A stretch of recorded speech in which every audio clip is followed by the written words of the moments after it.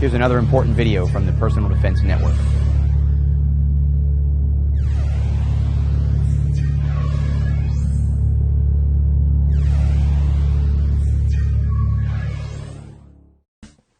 Let's take a look at the pump shotgun.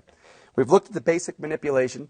This particular one I decided to store with slugs near it, but the magazine tube loaded and no rounds chambered. So the first thing I'm going to do, of course, is put the shotgun on properly with the sling. If I had a carrying strap, I wouldn't worry about that part of the procedure, but I'd make sure my left arm was through that carrying strap when I actually mounted the firearm up on my body.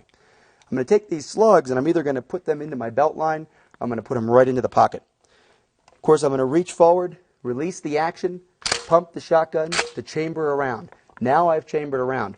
Safety on or safety off. This particular safety is on right now, so I would stage my finger here to release it, or I'm going to take the safety off and stage my finger up here on top of the receiver in a very positive way and keep it away from the trigger. Of course, if I choose to do this and move forward in a ready position, if I were to drop the firearm down, I've got to make sure to put that safety on as it comes down.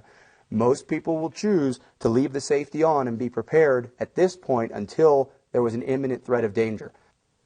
Of course, just because you put the safety off doesn't mean you have to bring the shotgun up and shoot. You need to be very cognizant of the fact that this is a light, short trigger at this point. So we're going to move forward as if we were moving through a house, moving to our escape area, moving to ensure our family was okay, moving forward this way with the safety on. We get to the point where we hear a threat. We know someone is threatening our family. They're screaming for help. We're about to round that last corner. We're going to have the safety off and our finger up here on the receiver.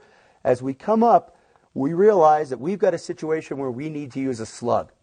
The procedure at this point is safety on, release the action. I'm back here. I'm using what cover I have. I'm not exposing myself if I don't have to. I'm going to rack the slide and release the round that came out into the chamber area. When that round comes out, I'm back here in this position. I find a slug. I reach under, put it in, close the action. Now I'm ready to move forward. Again, the safety's on. I take the safety off, and I take the precise shot that I would need to take with the slug. Of course, if I needed 2 slug shots, I would have to now at this point take that other slug round, put it in there, and now I'm prepared with 2 slug rounds. And if I were going to engage a threat, this point, safety goes back on, shotgun can hang. I can make that 911 call. I can complete a 911 call that I started earlier, pick up my children, medical assistance, all the other things I might need to do. Of course, if I had the pistol on, this also gives me another option to go ahead and take the shotgun, clear it, leave it open, especially if I don't have a sling or carrying strap. Now that it's open and unloaded, I can place it against the wall. I can place it on the ground.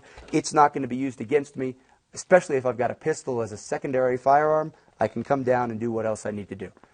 When you're dealing with a long gun, that sling or carrying strap can be incredibly useful. Think about having one on any long gun that you may be in a position to use for the defense of yourself or others. Check out more videos just like this one at the Personal Defense Network.